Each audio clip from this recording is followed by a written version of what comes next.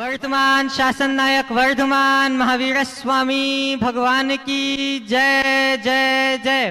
परम पूज्य प्रातः स्मरणीय संत शिरोमणि आचार्य भगवान श्री विद्यासागर जी महाराज की जय जय जय। परम पूज्य गुणायतन प्रणीता प्रखर वक्ता भावना योग प्रवर्तक गुरुवर श्री प्रमाण सागर जी महाराज की जय जय जय। शंका समाधान के आज के इस सत्र में आप सभी का हार्दिक अभिनंदन। इससे पूर्व कि हम आज के इस सत्र को प्रारंभ करते हैं पूज्य गुरुदेव के चरणों में वंदन, इस भाव से कि हमारे भी कटे विधियों के बंधन। सभी लोग हाथ जोड़ें, मस्तक झुकाएं और मेरे साथ बोलें, हे गुरुदेव नमोस्तु नमोस्तु नमोस्तु। सिद्ध क्षेत्र में विशाल मंदिर करता जिन शासन गुणगान, गुणायतन के हर एक कण में होगा चतुर्थ काल सा भान। बंधुओं, परम पूज्य प्रातः स्मरणीय संत श्रोमणि आचार्य भगवान प्रसाद से एवं पूज्य गुरुदेव की पावन प्रेरणा एवं मार्गदर्शन में निर्मीयमान तीर्थ गुणायतन वह तीर्थ होगा जहां आने पर मिट जाएंगी आपकी भ्रांति और जहां आप पाएंगे अपूर्व शांति, जहां पे जीवन में घटित होगी आध्यात्मिक क्रांति, जिससे दिग दिगंत तक फैल पाएगी जिन शासन की यशः कांति। अतः मेरा आप सभी से निवेदन है कि गुणायतन में तन मन धन से सहयोग देके इस अपूर्व कृति की पूर्णता में गति प्रदान करें। आज के इस सत्र को मैं ऑनलाइन प्रश्नों के माध्यम से प्रारंभ करता हूं। प्रथम प्रश्न बिनौली बागपत से श्रीमान नितिन जी जैन नमोस्तु पूर्वक पूछ रहे हैं, नमोस्तु गुरुदेव, किसी ने बहुत कड़वा मगर सच कहा है, कभी साड़ी खींचने पर महाभारत हो गई थी और आज साड़ी पहनने को कह दो तो महाभारत हो जाती है। तो महाराज श्री, मेरी शंका यह है कि साड़ी पहनना तो हमारी भारतीय परंपरा है, फिर आज के समय में साड़ी पहनने से इतना परहेज क्यों होने लगा है, कृपया समाधान करें। बहुत अच्छा वाक्य कहा। कभी साड़ी खींचने से महाभारत हुई थी, अब साड़ी पहनने की बात को लेकर महाभारत। देखिए, ये पहनावा है, पहनावा का आग्रह तो नहीं करना चाहिए, लेकिन कम से कम अपनी भारतीय पहचान को जरूर बनाना चाहिए। अभी इन दिनों मैंने पिछले 2-3 वर्षों में देखा बहुत बड़ा बदलाव आया, खासकर कोविड के बाद साड़ी बहुत कम हो गई। हालांकि हम जब भारतीय परिधान पहनते हैं तो हमारा रूप अलग निखरता है, और दूसरे प्रकार के परिधानों को पहनते हैं तो रूप कुछ दूसरा होता है। किसे क्या पहनना है ये वो जाने, लेकिन एक सवाल अपने मन में हमेशा रखे कि हमारा पहनावा हमारी मर्यादा की रक्षा करने के लिए होना चाहिए, मर्यादा के खंडन के लिए। और जहाँ तक नई पीढ़ी के साथ आग्रह का सवाल है, पहनावों को लेकर के आग्रह नहीं होना चाहिए, पर मर्यादा की रक्षा की प्रेरणा जरूर दी जा सकती है। अगला दीपेश जी जैन भानपुर भोपाल से आपके चरणों में अपनी प्रणति अर्पित करते हुए पूछ रहे हैं, गुरुदेव, मैं कक्षा 12वीं का छात्र हूँ। जिस प्रकार मैना सुंदरी का भगवान और कर्म के प्रति अटूट विश्वास था, उस प्रकार हम अपने भीतर कैसे जगाएं, कृपया मार्गदर्शन दें। जैसा मैना सुंदरी का कर्म और भगवान के प्रति विश्वास था, वैसा विश्वास हम कैसे जताएं? बिल्कुल जगाया जा सकता है। गुरुओं के वचनों पर विश्वास करो, शास्त्र की वाणी पढ़ो और नित्य भावना भाव, तो ये विश्वास आ सकता है। और मैं आपको बताऊं, ऐसा एक उदाहरण भी आया। एक युवक मेरे संपर्क में, जिसका विवाह तय हुआ, और विवाह तय होने के बाद उसकी किडनी से प्रोटीन लॉस होने लगा, क्रिएटिनिन 9 पॉइंट तक चला गया। लड़के ने लड़की से खबर की कि मेरी ये स्थिति है और मैं तुमसे कहता हूँ तुम किसी और से संबंध कर लो, क्योंकि मेरे साथ तुम्हारी ज़िंदगी खराब हो सकती है। लड़की ने कहा, मेरे भाग्य में आप बंधे थे और मेरी आपसे सगाई हो गई, तो अब मैं दूसरे के लिए सोच भी नहीं सकती। कदाचित ये बात शादी के बाद भी तो हो सकती थी। अब मैं शादी करूंगी और आपसे ही करूंगी। घर के लोग ने लड़की को बहुत समझाने की कोशिश की कि तुम किसी और से शादी कर लो, उसकी मेडिकल रिपोर्ट ठीक नहीं है, कुछ भी हो सकता है। लड़की ने कहा जो मेरे भाग्य में होगा वही होगा। अब जीवन का ही ठिकाना नहीं तो बीमारी का क्या ठिकाना। वो एकदम अडिग रही। लड़के ने कहा ठीक है तुम इतनी दृढ़ हो तो मैं भी तुम्हारे लिए तैयार हूं, पर जब तक मुझे डॉक्टर ग्रीन सिग्नल नहीं देंगे मैं शादी नहीं करूंगा। लड़की ने कहा ठीक है आप नहीं करोगे तो मैं भी नहीं करूंगी। लगभग 3 साल के ट्रीटमेंट के बाद लड़का ठीक हो गया, दोनों की शादी हो गई, बच्चा भी हो गया और बहुत अच्छे से चल। तो ये विश्वास आज भी जगाया जा सकता है। तो वो विश्वास तो अंदर होता है। हमें जीवन की सत्य पर भरोसा करना चाहिए। ऐसा विश्वास जगाएंगे निश्चित सफल होंगे। जोधपुर से मीना जी चौधरी आपके चरणों में नमोस्तु पूर्वक पूछ रही हैं, गुरुदेव मेरी जिज्ञासा यह है कि आत्मविश्वास जीवन का सबसे बड़ा खजाना है, उसके बगैर ना तो प्रेम संभव है और ना ही प्रार्थना। तो महाराज श्री हमें आत्मविश्वास बनाने के लिए क्या करना चाहिए, कृपया मार्गदर्शन दें। आत्मविश्वास को बनाए रखने के लिए 4 उपाय करना चाहिए। सबसे पहले ऐसे लोगों के संपर्क में रहना चाहिए जो आत्मविश्वास से सामने आई तो एक ही बात की, महाराज जी मुझे तो ऐसा लगता है कि मेरा कोई पिछला कर्म है। हमें जीवन की सत्य पर भरोसा करना चाहिए।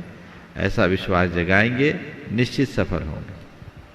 जोधपुर से मीना जी चौधरी आपके चरणों में नमोस्तु पूर्वक पूछ रही हैं, गुरुदेव मेरी जिज्ञासा यह है कि आत्मविश्वास जीवन का सबसे बड़ा खजाना है, उसके बगैर ना तो प्रेम संभव है और ना ही प्रार्थना। तो महाराज श्री हमें आत्मविश्वास बनाने के लिए क्या करना चाहिए, कृपया मार्गदर्शन दें। आत्मविश्वास को बनाए रखने के लिए 4 उपाय करना चाहिए। सबसे पहले ऐसे लोगों के संपर्क में रहना चाहिए जो आत्मविश्वास से लबरेज रहते हैं। ऐसे लोग, दूसरी बात, ऐसे लोगों का चरित्र पढ़े जो आत्मविश्वास के बल पर शिखर को छुए हैं। तीसरी बात, ऐसे लोगों के संपर्क में रहें जो हमें आत्मविश्वास के लिए प्रेरित करें। और चौथी बात, ऐसे लोगों से सुरक्षित दूरी रखें जो हमें नकारात्मक प्रेरणा दें, जिनसे हमारा आत्मविश्वास कमजोर होता हो। यदि ये चारों उपाय अपनाएं तो मैं कह सकता हूं कि हमारा आत्मविश्वास बढ़ सकता है। श्रीमान सुभाष जी चौधरी आपके चरणों में नमोस्तु पूर्वक पूछ रहे हैं, गुरुदेव पर्सनालिटी कैसी है यह महत्वपूर्ण नहीं, मेंटलिटी कैसी है यह ज़्यादा महत्वपूर्ण है। तो महाराज श्री हमें अच्छी मेंटलिटी बनाने के लिए क्या करना चाहिए, कृपया मार्गदर्शन दें। बहुत अच्छा सवाल है। अच्छी मेंटालिटी बनाए रखने के लिए क्या करना चाहिए। प्राय लोग पर्सनालिटी के डेवलपमेंट के लिए तो बहुत कुछ सोचते हैं, पर अपनी इनर पर्सनालिटी को ठीक करने के लिए लोग बहुत कम सोचते हैं। अपनी मेंटालिटी को ठीक करना है तो सबसे पहला काम आप अपने अंदर अपनी सोच में बदलाव लाइए, सकारात्मकता लाइए। जैसे जैसे हमारी सोच में परिवर्तन आता है, सकारात्मकता आती है, हमारी मानसिकता बदलती है, क्योंकि हमारी सोच से ही हमारा एटीट्यूड बनता है। इसलिए अपने सोच में व्यापक बदलाव लाने की ज़रूरत है। सकारात्मक सोचिए, हर चीज़ को सकारात्मक नज़रिए से देखने की कोशिश कीजिए। दूसरी बात, आत्मा की श्रद्धानी बनिए, आध्यात्मिक दृष्टि विकसित होगी। जिस व्यक्ति के हृदय में अध्यात्म विकसित होता है उसकी मेंटालिटी एकदम बदल जाती है। मेरे संपर्क में एक सज्जन है जो आज भारत में नहीं बाहर रहते हैं। उन्होंने अपने जीवन के परिवर्तन की बात मेरे सामने आकर कही जब मेरे पास पहली बार आए। बोले महाराज जी, आपके वचनों ने मेरे हृदय को बदल दिया और आज मेरी पूरी सोच ही बदल गई, मेरी चर्या बदल गई। मैंने जान लिया कि मैं आत्मा हूँ तो मुझे बाकी सब चीज़ें व्यर्थ दिखती। एक ऐसा शख्स जो सारी दुनिया में घुमा हो, अरबपति खरबपति की श्रेणी में आने वाला व्यक्ति, उनकी मानसिकता ऐसी बदली कि गर्मी के 5 जोड़ी और सर्दी के 4 जोड़ी कपड़े में ही अपने आप को सीमित कर लिया और लिमिटेशन के साथ जी रहे हैं। बोले महाराज, अब तो मुझे आपके पास आने के बाद एक ही भावना जगती है कि अभी तक मैंने बंद किया, अब मुझे निर्जरा करनी। यह मेंटालिटी का चेंज है। आध्यात्मिक दृष्टि आते ही व्यक्ति की मनस्थिति बदलती है, चीज़ों को देखने का तरीका बदलता है, नज़रिया बदलता है, लोग उसे अलग तरीके से देखना और समझना शुरू कर देते हैं। इसलिए अपनी मानसिकता को बदलना चाहते हैं तो आध्यात्मिक दृष्टि लाए, आत्मा के विश्रद्धानी बनिए और मेंटालिटी को ठीक बनाना है, पॉजिटिव बनाए रखना है, अच्छा बनाए रखना है। कर्म सिद्धांत पर भरोसा रखें। जो व्यक्ति कर्म सिद्धांत का विश्वासी होता है वो चीज़ों से ज़्यादा प्रभावित नहीं होता, वो उसकी मानसिकता कभी विकृत नहीं हो सकती। वो अपने जीवन में जो कुछ भी करेगा वो अच्छा ही करेगा, बुरा नहीं कर सकता। तो तीसरी बात, कर्म सिद्धांत के विश्वासी बनिए और अपनी मेंटालिटी ठीक बनाए रखना चाहते हो तो नियमित सत्संग कीजिए। सत्संग से हमारी मनोदशा में बहुत बड़ा परिवर्तन आता है। भावना योग उसी सत्संग का ही एक रूप है। अगर ये प्रयोग आप कर सकते हैं तो आपकी मनोदशा निश्चित बदलेगी। गोपालगंज सागर से श्रीमान राजेश जी जैन आरआई। गुरुदेव को जय विद्या परिवार गोपालगंज का नमोस्तु। गुरुवर, व्यक्ति के जीवन में कभी कभी ऐसे क्षण आते हैं जब उसको सहमत और असहमत होने के बीच द्वंद्व में फंसना पड़ता है। ऐसा माना गया है कि जो सहमत है वह शांत है और जो असहमत है वह अशांत, क्योंकि सहमति धैर्य और विवेक से ली जा सकती है और वह शांति प्रदान करती है, जबकि असहमति की आदत हमारी प्रतिभा के कुछ अच्छे पहलुओं को आहत करती है। ऐसा लगता है कि असहमति एक तरह का तैरना है और सहमति एक तरह का बहना। गुरुवर, हम जीवन के भावुक क्षणों में सहमत और असहमत होने में कैसे संयम बरतें? देखिए, सहमति और असहमति दोनों अपनी अपनी जगह महत्वपूर्ण है। ये कोई ज़रूरी नहीं कि हम सब बात में सहमत ही हों, और अगर हम असहमत हों तो अशांत ही हों, ये कोई ज़रूरी नहीं। किसी चीज़ से सहमत कर ले हो जाना यानी स्वीकारता होना, वहाँ तो कोई बात ही नहीं, वहाँ किसी तरह की खींचातानी नहीं होती। लेकिन गलत कार्य में सहमति नहीं देनी चाहिए, असहमत होना चाहिए। अपनी असहमति को प्रकट करना और अपनी असहमति थोपना, इसमें बड़ा अंतर है। समझ गए? डिफरेंस ऑफ ओपिनियन कोई बुरी चीज़ नहीं है, लेकिन उसमें अडामेंट हो जाना बहुत बुरी चीज़ है। हम अगर कहीं किसी से कोई बात कर रहे हैं और वो बात हमें नहीं जम रही है, नहीं जच रही है, अपनी असहमति प्रकट करें विनम्रतापूर्वक कि मैं इसमें सहमत नहीं हूँ, मैं ये कार्य नहीं कर सकता। लेकिन आपकी सहमति नहीं है, आप चाहते हैं, आपके नज़रिए से सही हो सकता है, पर मुझे ये नहीं जच रहा है, इसलिए मैं अपनी असहमति तो प्रकट करूँगा। और उसे करके छोड़ दे तो अशांति नहीं होगी। अरे मेरे मना करने के बाद भी उसने किया, भाई किया ठीक है, उस समय मन में ये सोचो कि मैं भी जो लोग कहते वही करता हूँ, क्या मैं भी लोगों के मना करने के बाद बहुत कुछ कर सकता हूँ, करता हूँ, तो मेरे मना करने के बाद यदि कोई कर रहा है तो करने दे। असहमति हम प्रकट करें 1 बार 2 बार 3 बार, लेकिन उसके बावजूद भी कोई ऐसा कर ले तो उसे मुद्दा न बनाए। ये अहंकार है कि तुम मेरे विरुद्ध क्यों किए, ये हमारे मन को बेचैन करेगा। चीज़ों को अगर हम नज़रअंदाज करने की कला उस घड़ी विकसित कर ले तो असहमति से अशांति नहीं होगी। तो असहमति प्रकट करे पर विवेक के साथ उसका आग्रह न रखें। रुड़की से रुचि जी जैन आपके चरणों में नमोस्तु निवेदित करते हुए पूछ रही हैं, गुरुदेव, पुलिस या आर्मी ने या किसी शूटर ने किसी टेररिस्ट या माफिया को मार दिया तो हमारे भाव कैसे होने चाहिए? हमें उनके लिए सहानुभूति होनी चाहिए या अच्छा हुआ ऐसा भाव होना चाहिए? अगर पुलिस ने या किसी ने किसी आतताई माफिया या आतंकी को मार गिराया, हमारे भाव क्या होना चाहिए? हमारे भाव बिल्कुल तटस्थ होने चाहिए। शासन ने अपना काम किया है, प्रशासन ने अपना काम किया है।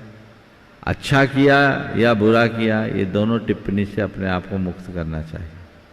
अच्छा किया यानी उस हिंसा में हमने अनुमोदना की, बुरा किया तो सरकार की नीतियों की आलोचना की। हमें न तो सरकारी नीतियों की आलोचना करनी चाहिए और न ही ऐसे कार्यों की अनुमोदना करनी चाहिए। बस एक ही बात मन में सोचना चाहिए, सर्वत्र शांति और सद्भाव बना रहे, धर्म का प्रकाश हो और अधर्म का विनाश हो, ये हमेशा जीवन में जाना चाहिए। इस दृष्टि को रख करके चले तो बहुत अच्छा है। लेकिन प्राय जब इस तरह के प्रसंग आते हैं तो लोगों को लगता है कि ठीक मारा। अब रावण की हत्या हुई तो रावण का वध हुआ, जब भी रावण का वध लोग देखते हैं तो मन में तो आता अच्छा निपटा दिया। और इन सब चीज़ों को छोड़िए, आप कोई मूवी देखते हो और उसमें किसी नायक के द्वारा खलनायक को निपटाया जाता है तो मन में क्या आता है? क्या आता है? ठीक मारा। और ठीक मारा तो बात की बात है, जब मार रहा हो तो आप भी भावों से मार ही देते हो, मार दो। तो ये आपका जो जुड़ाव है ये आपको कुछ पल के लिए हिंसक बना देता है, जो अनपेक्षित हिंसा का कारण बनता है। तो उससे अपने आप को बचाना चाहिए। कोशिश करनी चाहिए कि ऐसे मामलों में हम तटस्थ रहें और ऐसी बातों को हम चौक चौपालों पर चर्चा का विषय न बनाए जो कि आम लोगों में प्राय होती है। हम इससे बचें। हाँ, देश की बातें, शासन का जो निर्णय है, शासन ने जो किया है वो अपनी जगह है, हमारा ये काम नहीं है। शासन अपना काम करे, हमें अपना काम करना है। हमें अपराध मुक्त समाज में जीना है और समाज को अपराध मुक्त बनाने का भाव रखना चाहिए। अनामिका जी जैन धर्मपुर इंदौर से नमोस्तु पूर्वक पूछ रही हैं, गुरुदेव, मेरी जिज्ञासा यह है कि सब बोलते हैं कि हर समस्या को तपस्या समझो, जीवन सरल हो जाएगा। तो हम अपने जीवन की समस्या को तपस्या कैसे समझें कि हमारा जीवन सरल हो जाए? सोच बदल लो। उस समस्या को समस्या की तरह देखने की जगह एक अवसर की तरह देख लो कि चलो ये समस्या मेरे जीवन की तपस्या बन करके आई है।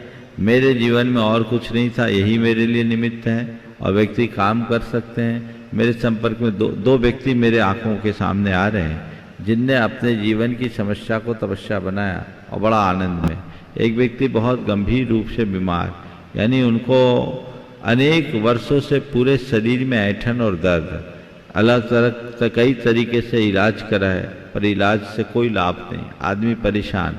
प्राय ऐसे लोग बहुत अवसाद ग्रसित हो जाते हैं, सुसाइड करने का भी अटेम्प्ट कर लेते हैं। लेकिन वो व्यक्ति तत्वज्ञानी था।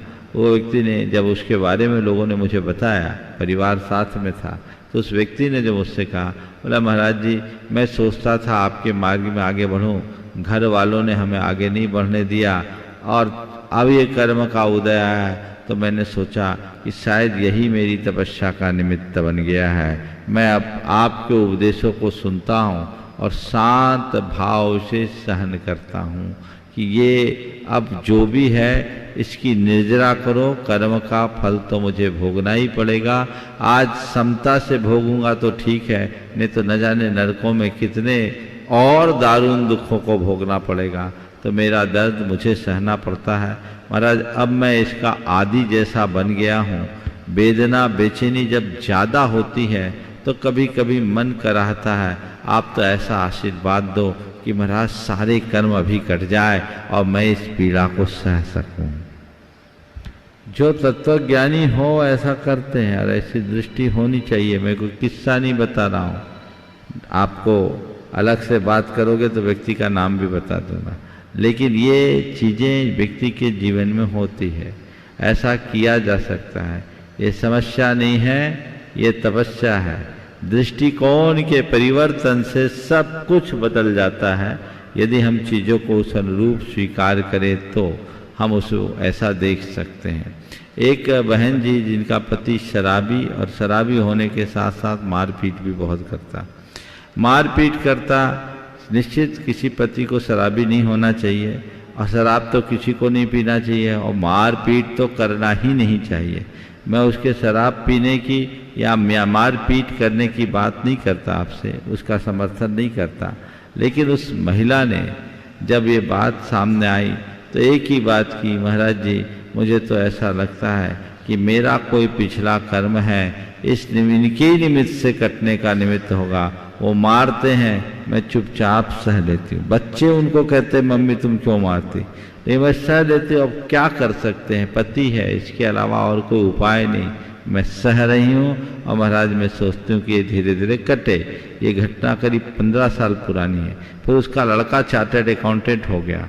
बड़ा होने के बाद बेटे ने अपने पिता को सुधारा कि अगर आप ऐसा करोगे तो हम लोग घर पे नहीं रह पाएंगे। अब स्थिति उनके पिता की भी सुधर गई और मारपीट बंद हो गई। शराब तो भी नहीं छूटा, लेकिन मारपीट बंद हो गई। तो चीज़ें ऐसी बनती है, बदलती है। यदि हमारी सोच बदल जाए तो जीवन में बहुत बड़ा बदलाव घटित किया जा सकता है। प्रवीण जी सिंघई गढ़ा कोटा जिला सागर से पूछ रहे हैं, नमोस्तु गुरुदेव। रामायण से संबंधित एक लोक कथा के अनुसार मरणासन्न रावण ने अपने पैरों के पास खड़े लक्ष्मण को सफल जीवन का सूत्र देते हुए कहा था कि मन का स्वभाव है सत्कर्मों को स्थगित करते रहना और दुष्कर्म के प्रति आकर्षित हो जाना।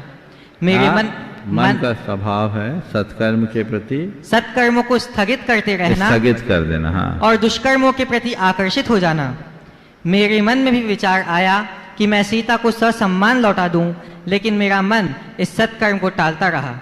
अतः शुभस्य शीघ्रम यानी शुभ करने का विचार आए तो उसे कभी स्थगित मत करना, उसी क्षण विचार को कार्य में बदल देना, वरना मन अपनी चाल चल देगा। तो हे गुरुदेव, शुभस्य शीघ्रम की सीख को हम अपने जीवन में कैसे चरितार्थ करें एवं मन के इस प्रकार के छल से बचने के लिए क्या करें, कृपया उपाय बताएं। बस अच्छाई को तत्काल कर डालो, बुराई को कल पर टालो। अगर इसे मैं हिंदी में बोलूं, अपने शब्दों में बोलूं तो ऐसा कह सकता हूं, अच्छाई को तत्काल कर डालो और बुराई को सदा कल पर टालो। हम लोगों का मन है, बिल्कुल सही है, अच्छे कार्य के लिए हम टालते हैं और बुरे कार्य को तत्काल कर डालते हैं। होना उल्टा चाहिए। इसके लिए हमें बार बार भावना जगानी चाहिए। शुभस्य शीघ्रम की उक्ति को बार बार दोहराने से जीवन में ऐसा बदलाव घटित किया जा सकता है। जिन्होंने लगभग 47.36 ग्राम सोने का टुकड़ा दिया है, इसी प्रकार गुप्तदान गुवाहाटी से आया है जिन्होंने 28.57 ग्राम सोने की चैन दी है। निर्माण सारथी के रूप में गुणायतन से जो संबद्ध हुए हैं, श्रीमती अंजू जी जैन, श्री अनुज जी जैन नोएडा गौतम बुद्ध नगर से, वे अगर यहाँ उपस्थित हैं तो आएंगे और पूज्य गुरुदेव के चरणों में नमोस्तु निवेदित करेंगे। और आपके सम्मान के लिए मैं आमंत्रित करूंगा श्रीमान सुभाष जी जैन, सीईओ गुणायतन। करतल ध्वनिया अवश्य हूं।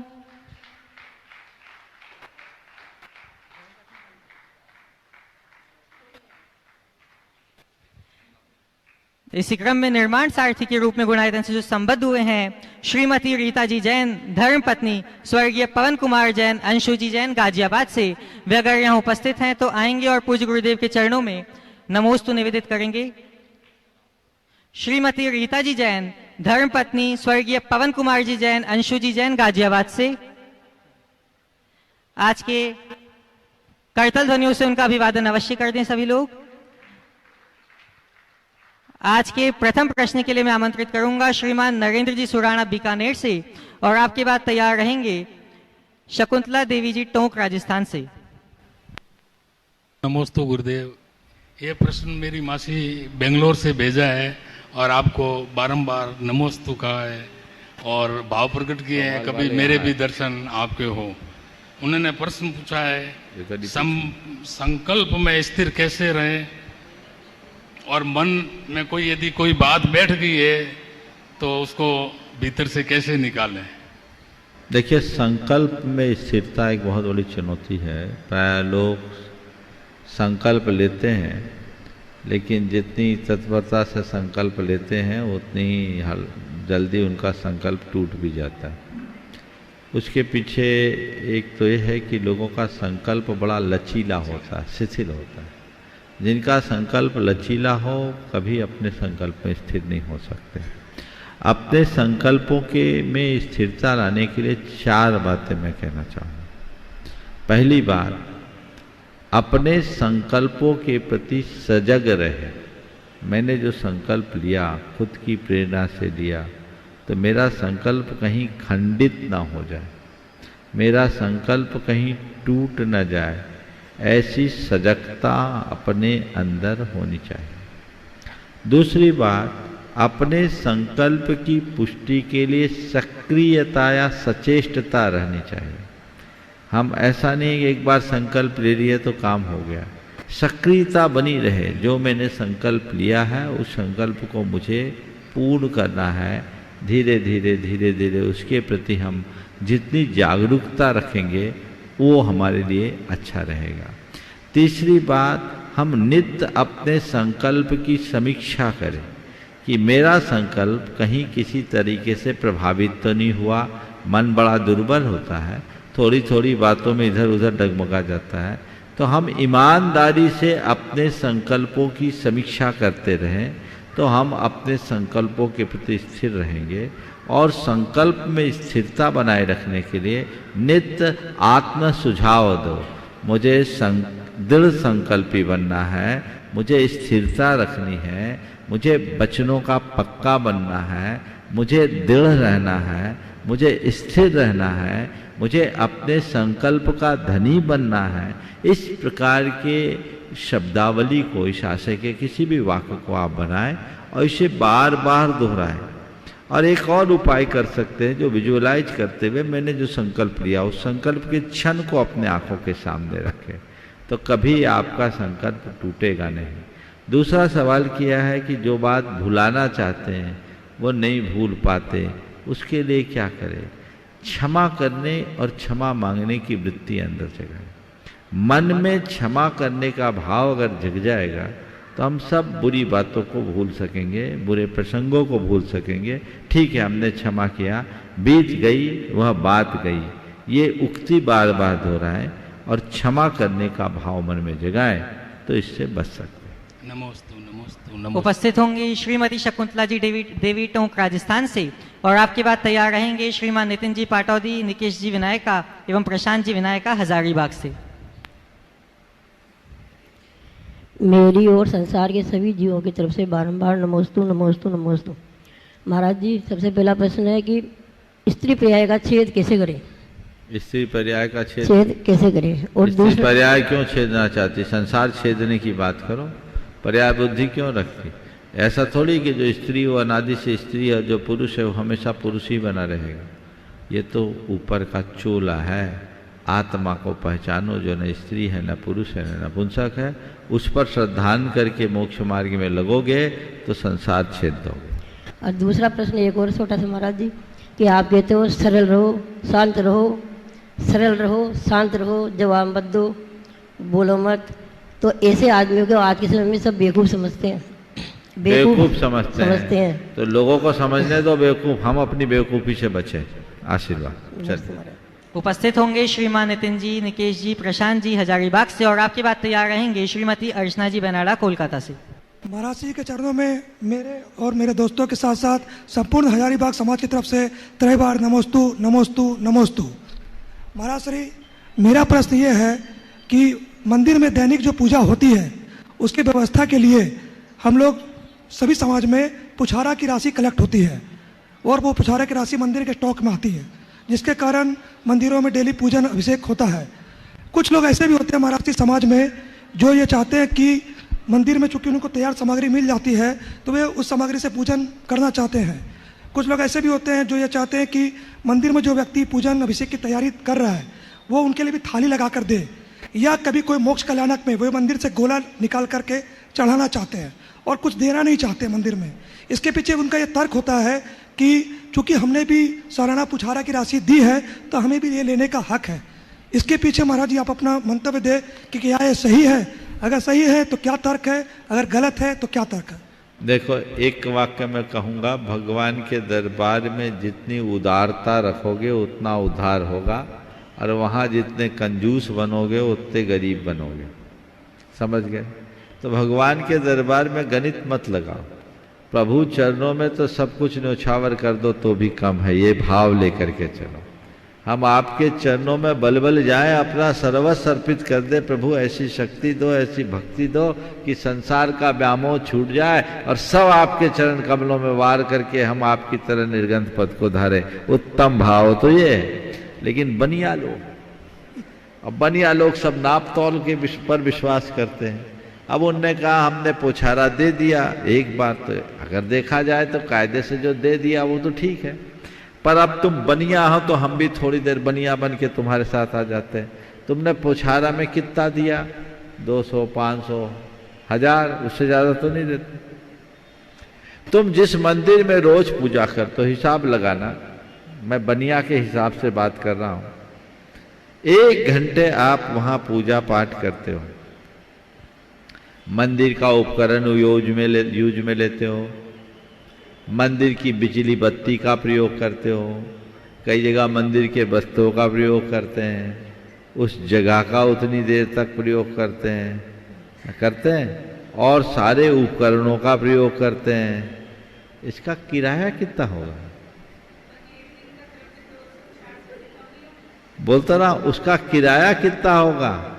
द्रव्य सामग्री का मोल कितना होगा? तुम लगा लो 1000 रुपए के, अगर अंदर आ जाता है तो कोई दिक्कत नहीं। बोलते हैं कि 200 रुपया में तो द्रव्य भी कम नहीं होता, नहीं पूरा होता। तो तुमने दिया क्या? 1000 दे दिया, बहुत दे दिया। अरे 1000 नहीं, सब वार दो। तो आप मानसिकता देखिए, दिन भर में 300 रुपया का पान का पीक थूकने के लिए तैयार है लोग, पान खाकर थूकने के लिए तैयार हैं। भगवान के चरणों में 100 रुपया भी भारी पड़ता है, गलत। मानसिकता अच्छी रखनी चाहिए। मंदिर से लो, पर 1 लो तो 10 दो। तुम 1 गोला मंदिर का चढ़ा रहे हो ना, तो अगर वो सोचो कि बाजार में गोला हम लेते 10 रुपया का आता ना, तो 20 रुपया दो, क्यों? भगवान के दरबार में दे रहे हैं, ये हमारे कल्याण का कारण होगा। ये सोच रखनी चाहिए, ये सोच आप रखिएगा तभी सही बरकत होगी। ये तो मैं व्यक्तिगत सोचने के लिए बोला, पर कोई ऐसा करे तो टोकना मत। कम से कम पूजा तो कर रहा है, मंदिर की रौनक तो बनी है। तुम लोग टोकने लगोगे तो वो ऐसा कंजूस आदमी कल से आना ही बंद कर देगा, ठीक है ना? तो ऐसे लोगों को ट्रीटमेंट की जरूरत है। धीरे धीरे उनकी मनोदशा बदलेगी तो शायद बदल जाए। कई बार कंजूस भी उदार बन जाते हैं, तो वो, लेकिन खुद के लिए कभी ऐसा मत सोचना जितना मैं कर रहा हूं किसी न किसी रूप में मंदिर में पहुंचे, ऐसा भाव। महाराज श्री शंका समाधान पुस्तक की अगली प्रति कब आएगी? जब देखो, मैं तो रोज करता, प्रति निकालना तुम लोग काम। चलिए। हाँ, नमस्ते महाराज जी। नमस्ते। नाम बोल दो अपना। मैं निकेश विनायका हजारीबाग से। हाँ बोलो। महाराज जी, मेरा ये प्रश्न है, जैसे व्यापार में मैं सहकर्मियों द्वारा जो अगर मैं कुछ काम बोलता हूँ, फिर से बोलो। व्यापार जैसे करते हैं तो अपने सहकर्मियों को जो काम बोलते हैं, अगर वो काम नहीं करता है तो बहुत ज़्यादा क्रोध आता है। कर्मचारियों को ये जो भी काम बोलते हैं अगर नहीं करता है तो बहुत क्रोध आता है। तो वो क्रोध से जो बंद होता है कर्मों का, तो फिर बाद में लगता है कि पूर्व का भाव मेरा ऐसा ही होगा, मैंने भी कुछ ऐसा किया होगा तभी ऐसा मेरे को सहकर्मियाँ मिला, तो फिर उसका मैं अपने कैसे निवारण करूँ? देखो, ऐसा है, प्रशासन चलाना प्रशासन के तरीके से ही संभव है।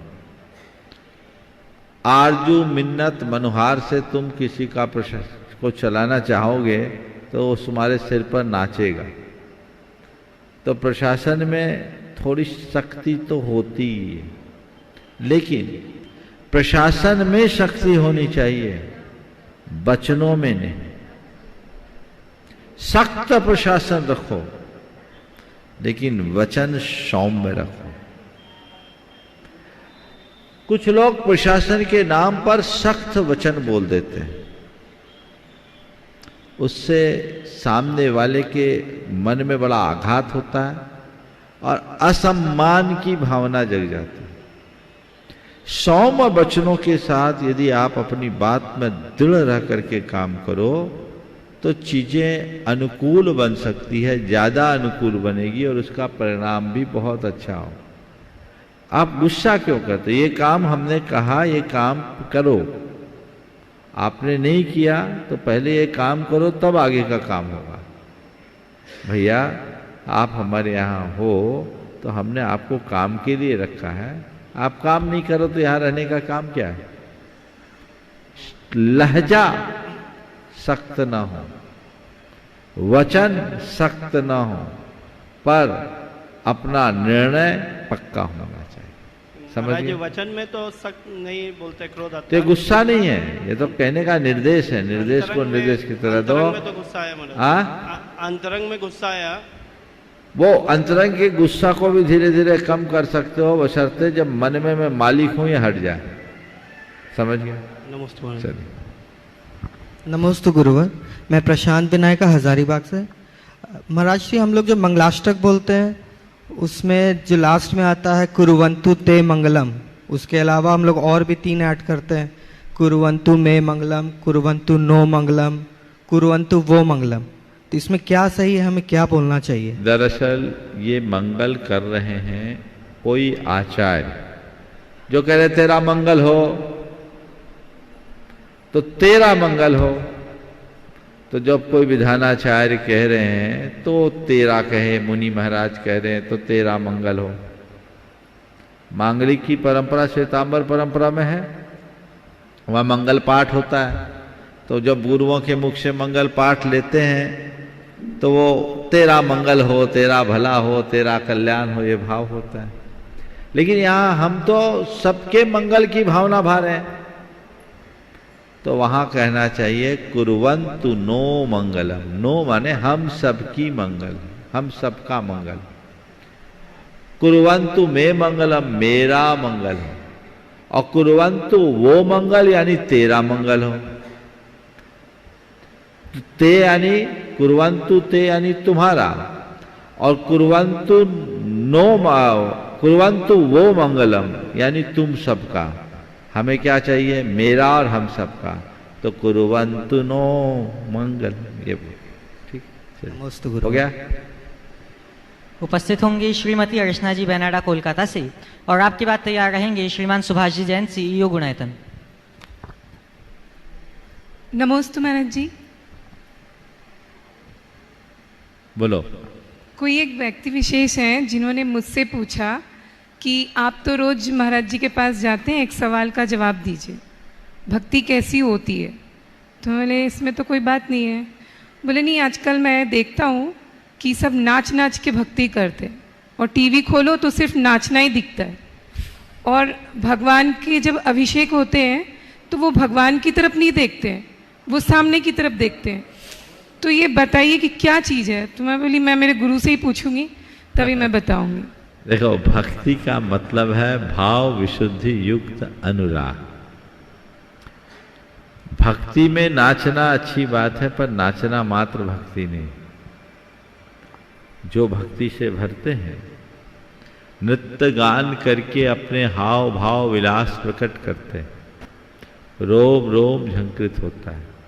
लेकिन ये बाहरी भक्ति है, असली भक्ति तो अंतर का राग है, इसलिए भक्ति तो वही है। अब आपने जो टीवी की बात की, टीवी पर लोगों का नाच दिखता है, आप नाच क्यों देख रहे हैं? आप ये देखें कि भक्तिवश नाच रहे हैं। ऐसे किसी को नचा के बता दो, और फिर लोग ऐसे देखते रहते हैं। वो कैमरे का प्रभाव है।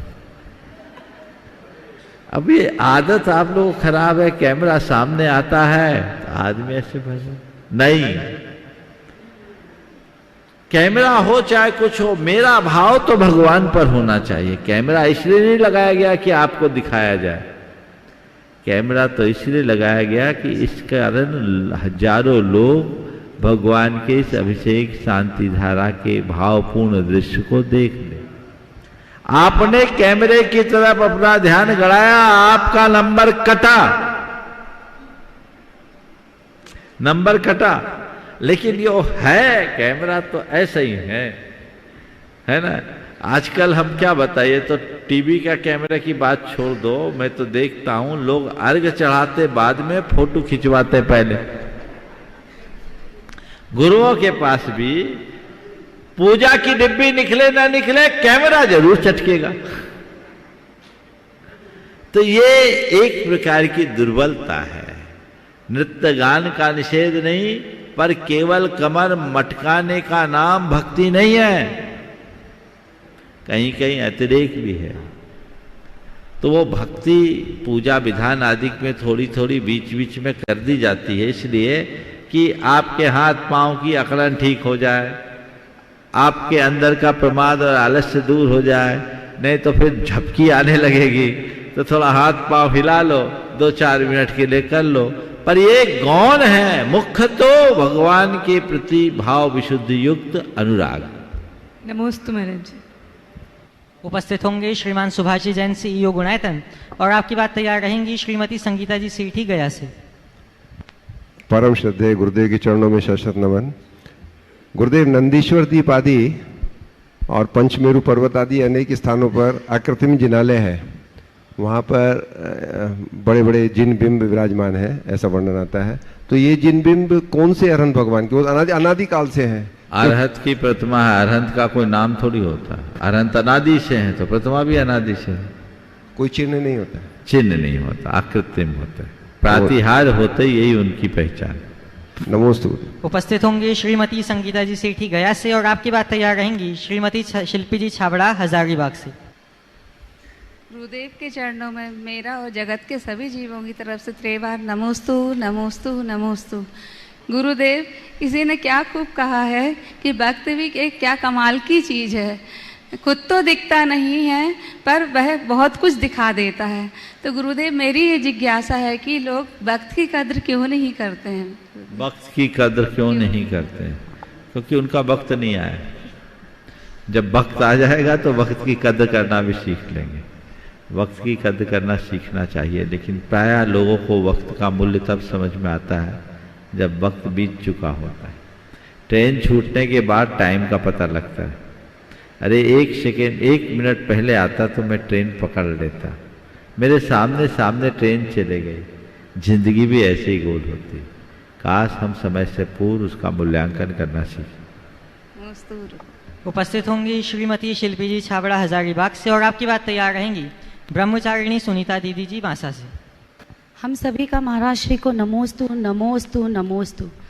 महाराज श्री, कई बार हम ऐसी स्थिति में फंस जाते हैं कि कोई कहते हैं कि इधर दान दे दो, इतनी दान राशि दे दो इस जगह में, या आपकी तरफ से ये करवा देते हैं, मूर्ति करवा देते हैं। पर ऐसा नहीं कि कर नहीं सकते, पर कई बार लगता है कि इस जगह ज़रूरी नहीं है, तो हम लोग ना भी कर देते हैं। पर फिर मन में लगता है कि विकल्प आ जाता है कि ना कर दिए, कुछ गलत नहीं हो, ऐसे मन में अच्छा नहीं लगता है। तो ये सही है कि गलत है? देखिए, दान तो वहीं देना चाहिए जहाँ उपयोगिता समझ में आए।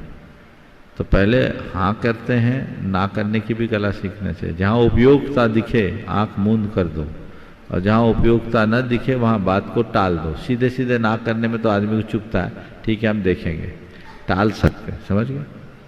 नमोस्तु महाराज। उपस्थित होंगी आदरणीय ब्रह्मचारिणी दीदी सुनीता दीदी बांसा से, और आपकी बात तैयार रहेंगी लता जी गंगवाल गया से। नमोस्तु नमोस्तु। गुरुवर के चरणों में नमोस्तु। महाराज जी, हमारा प्रश्न कहें या जिज्ञासा कहें, जब सीता ने मुनिराज और आरिका को दोष लगाया था, तो ये सीता के कर्म का उदय था, तो फिर रामचंद्र जी को क्यों पनिशमेंट मिला? और अंजना ने 22 मिनट को जिन बिंब को कुएं में छुपाया था, तो फिर पवनंजय को क्यों इनके साथ भोगना पड़ा? देखो, इस संदर्भ में मैंने पहले भी कई बार प्रकाश डाला है। एक बात सबको समझकर चलना चाहिए कि हमारे जीवन में जो कुछ होता है वह सब कर्म से ही होता है, यह बात पूरी तरह सही नहीं है। जीवन में जो कुछ घटता है उसमें कर्म की भूमिका होती, इसमें कोई संशय नहीं, परंतु कर्म ही सब कुछ करता है, ये धारणा सही नहीं है। बहुत सारी बातें निमित्त नैमित्तिक बनती है, संयोग से फलते हैं। सीता के ऊपर लांछन लगा, उसकी कहानी हम लोगों के सामने है, उसकी वजह भी आई। लेकिन रामचंद्र जी के जीवन में इतनी सारी विपत्तियां आई, उसकी कोई कहानी देखने को नहीं मिलती। पर मैं इसे दूसरे रूप में देखता हूं कि ये सब कहानी श्री राम के जीवन के निर्माण की कहानी थी। यदि उनके साथ इस तरह के संयोग नहीं बनते तो रामचंद्र जी राम नहीं बन पाते। अब उनने जो किया वो उनके कर्म के कारण ही हुआ, ऐसा नहीं, निमित्त ऐसा मिला। हो सकता है कर्म की भी कोई भूमिका रही होगी, क्योंकि इनके कई जन्मों के संबंध थे। लेकिन कई बार किसी के किए किसी को भोगना पड़ता है। देखो एक उदाहरण देता हूं, घर में एक आदमी अच्छा काम करता है, पूरे घर का यश बढ़ता है कि नाम पूरे घर का होता है?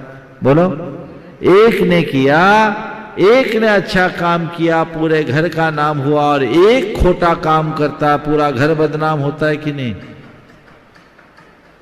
तो अच्छा करने वाले ने अच्छा किया, बुरा करने वाले ने बुरा किया, तो बुरा कर्म अच्छा या बुरा कर्म उस व्यक्ति का है कि पूरे परिवार का? कर्म तो अब किसका है ये नहीं कह सकते, लेकिन यहाँ पर कोई उल्लेख नहीं मिलता है कि मैं बोल रहा, सुनो तो मैं क्या बोल रहा हूं, उल्लेख की बात तो मैं क्या बोल रहा हूं, इसको संयोग मानो। अच्छा या बुरा जो भी कर्म हुआ, व्यक्ति ने किया, अच्छा किया या बुरा किया, वो इंडिविजुअल है। लेकिन एक व्यक्ति ने किया, उसका प्रभाव, उसका फल पूरे परिवार में दिख रहा है। पूरे परिवार में क्या, पूरी समाज, पूरी राज्य में दिखता है। ये क्या हुआ? ये संयोग बना। अब और लोगों का, किसी ने कोई पाप किया और फल पूरे परिवार को लगा, तो हमने तो पाप नहीं किया, हमको इसका फल क्यों मिला?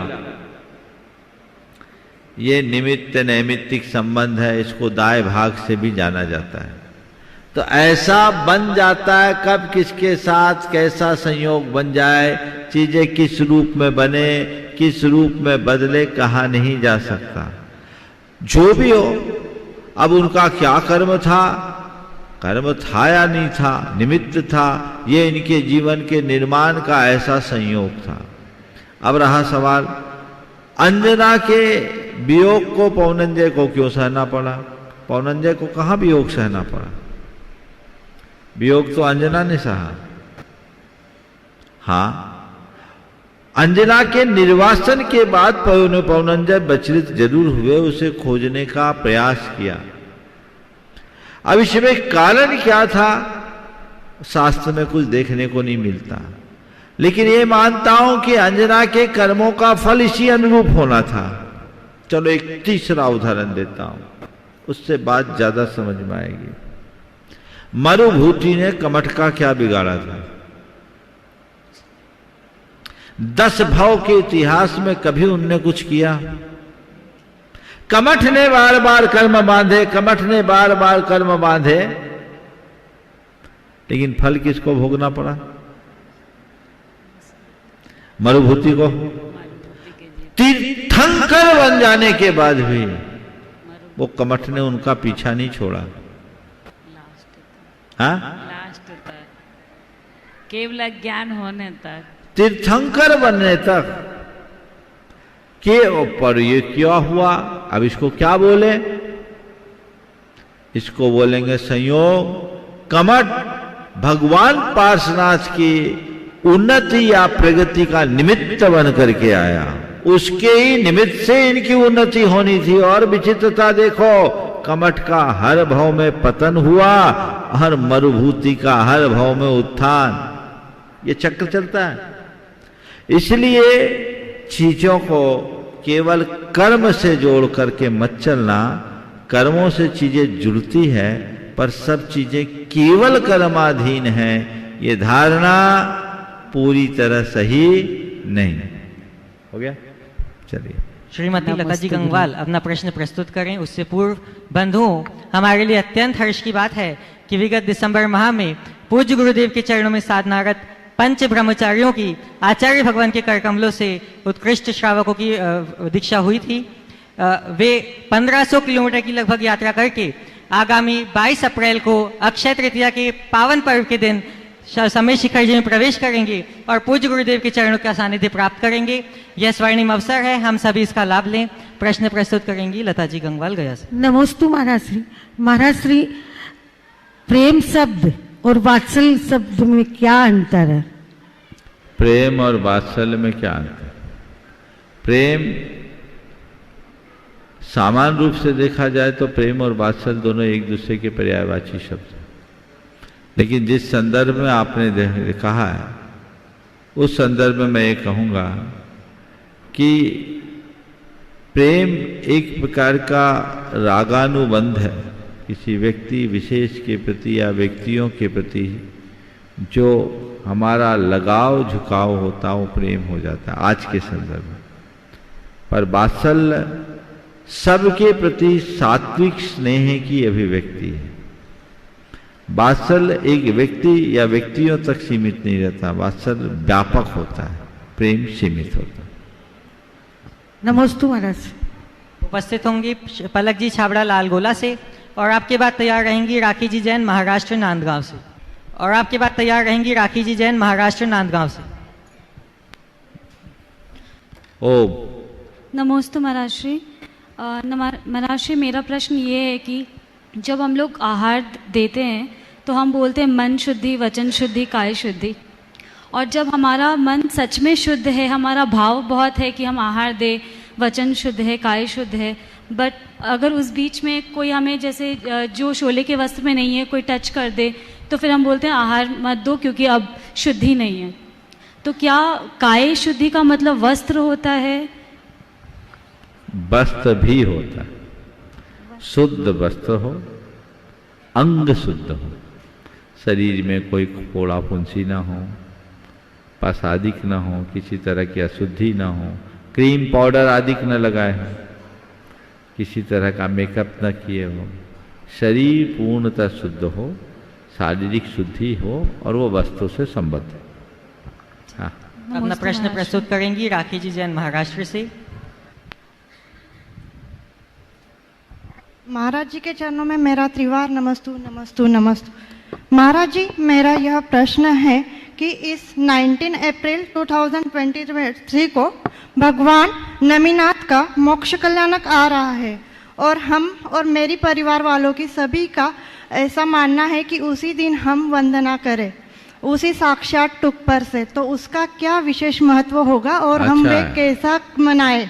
बहुत अच्छा है, उस दिन वंदना करो और ऐसा भाव रखो कि जिस जिस दिन भगवान का मोक्ष कल्याणक हो हम परिवार के साथ आकर के उनकी वंदना करें।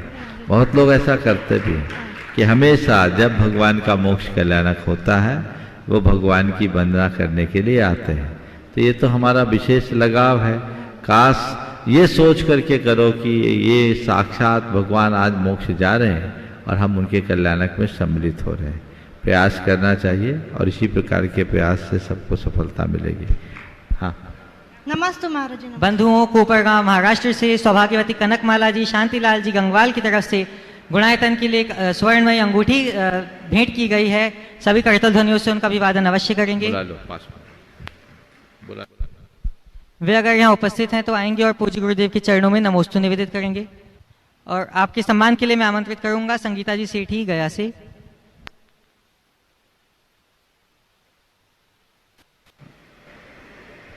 जल्दी।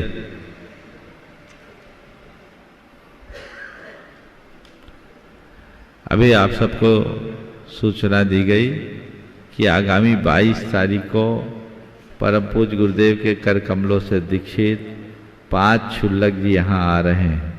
आप सबको भी पूरे उत्साह के साथ उस घटना के साक्षी बनना है। अक्षय तृतीया का दिन है। अक्षय तृतीया की तिथि में ऐसे ही सारे शुभ अनुयोग बनते हैं और गुरु समागम का एक अच्छा मौका है। लंबी यात्रा करके यहाँ तक आए हैं, ये एक अच्छा सुयोग है, सभी इसका लाभ लेंगे। बोलिए परम पूज्य आचार्य गुरुवर श्री विद्यासागर जी महाराज।